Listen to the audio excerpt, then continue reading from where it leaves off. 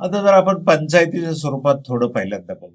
पंचायतीना एक इतिहास आहे भारतामध्ये. त्या कार्यरत पूर्वीपासून आहेत.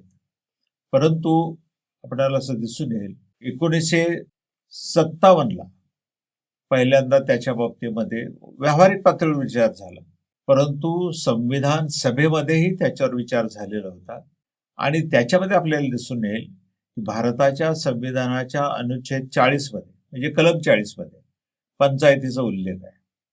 म्हणजे पंचायतीच्या बाबतीमध्ये आपल्याला माहिती आहे की आपण तसे सजग होतो आणि गांधीजींचे म्हणणं होतं की ग्रामपंचायती वगैरे या आपल्या दृष्टीने अत्यंत महत्वाच्या आहेत.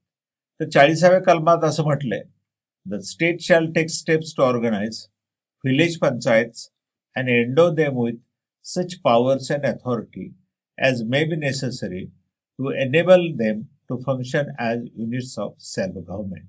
जे एवढ्या स्पष्ट शब्दात, परंतु 40वं कलम हे मार्गदर्शक तत्वामध्ये येत असतं आणि त्यामुळे त्या संदर्भात राज्यांनी काही त्याच्या बाबतीमध्ये विचार करायला हवा, काही स्टेप्स घ्यायला पाहिजेत, त्या दृष्टीने काही कायदे करायला पाहिजेत अशी अपेक्षा होती.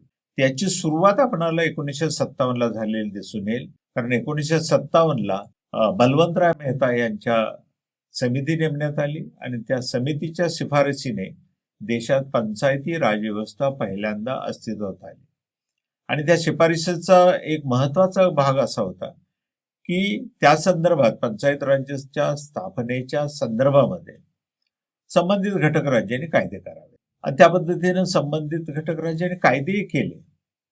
पण त्याच्यामध्ये आपल्याला असं दिसून येईल की वेगवेगळे कायदे झाले, एकवाक्यता नव्हते आणि त्यामुळं त्याच्यामध्ये त्याच्या अंमलबजावणी बरेच अडथळे आणि त्यामुळं पंचायत स्थापन करण्याच्या मागचा हेतूच पराभूत झाला असं आपल्याला. म्हणूनच संवैधानिक दर्जा दिल्याशिवाय पंचायती सक्षम होणार नाहीत हे राज्यकर्त्यांच्या लक्षात आलं आणि प्रामुख्याने केंद्र सरकारमध्ये 1986 पासून त्या दिशेने प्रयत्न सुरू झाले. आता हे प्रयत्न होत असताना आपल्याला माहिती आहे की याच्यामध्ये बऱ्याच स्टेजेसमधून या गोष्टी जावं लागतात. त्याच्यामुळे त्याला मूर्त स्वरूप यायला 1991 साल उजाड. तत्कालीन पंतप्रधान PV नरसिंहराव यांच्या काळामध्ये 73वं संविधान विशोधन आणि 74ही संविधान विशोधन विधेयक संसदेमध्ये 1992 ला मान्य केली गेली दोन्ही.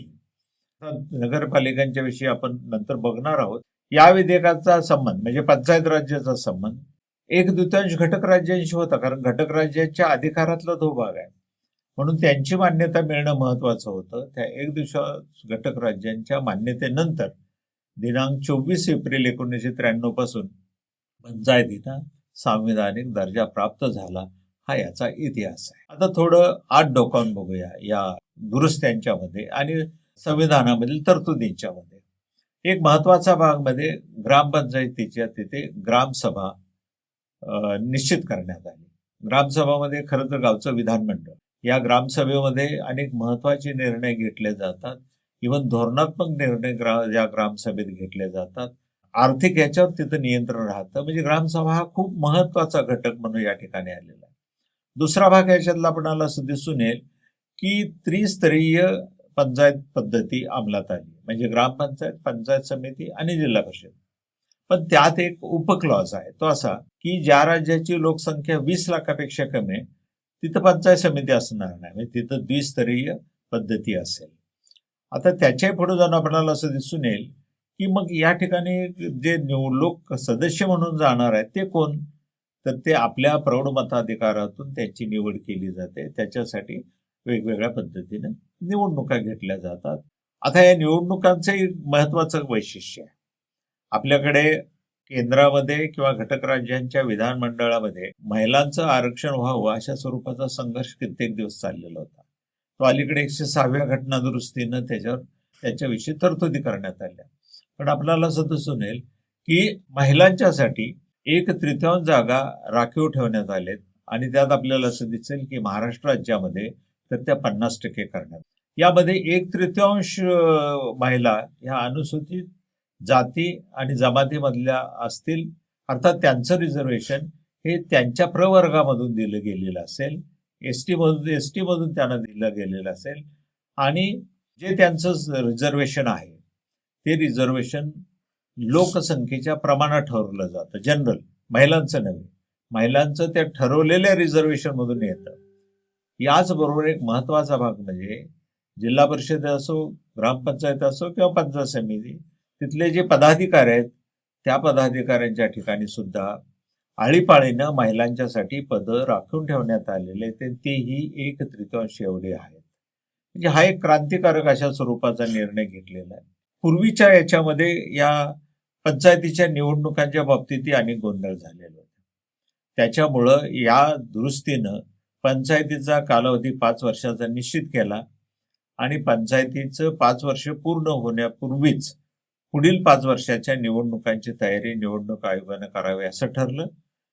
एखादी पंचायत जर अगोदर विसर्जित झालेली असेल तर विसर्जित पंचायतीची निवडणूक त्याच्यापासून 6 महिन्याच्या आत घ्यायची तरतूद त्या ठिकाणी करण्यात आलेली आहे. म्हणजे चांगल्या परिचय झाले, त्यांचे अधिकार दिलेले आहेत. आर्थिक आणि सामाजिक न्याय योजना राबवणे, मी मगाशी म्हटलं तसं 11व्या परिशिष्टामध्ये दिलेल्या ज्या योजना आहेत त्या योजना आहेत. केंद्राकडून योजना येतात त्या ते राबवतात. विधानमंडळाने ठरवून दिलेली कामं ती पार पडत असतात. आणि आपणाला त्यांचं वित्त फायनान्स पाहायचं असेल, त्यांच्याकडे पैसा कुठून येतो ते पाहायचं असेल तर त्याच्यासाठी त्यांनाही काही कर वसुलीचे छोटे छोटे अधिकार दिलेले असतात, फी आकारण्याचे वगैरे.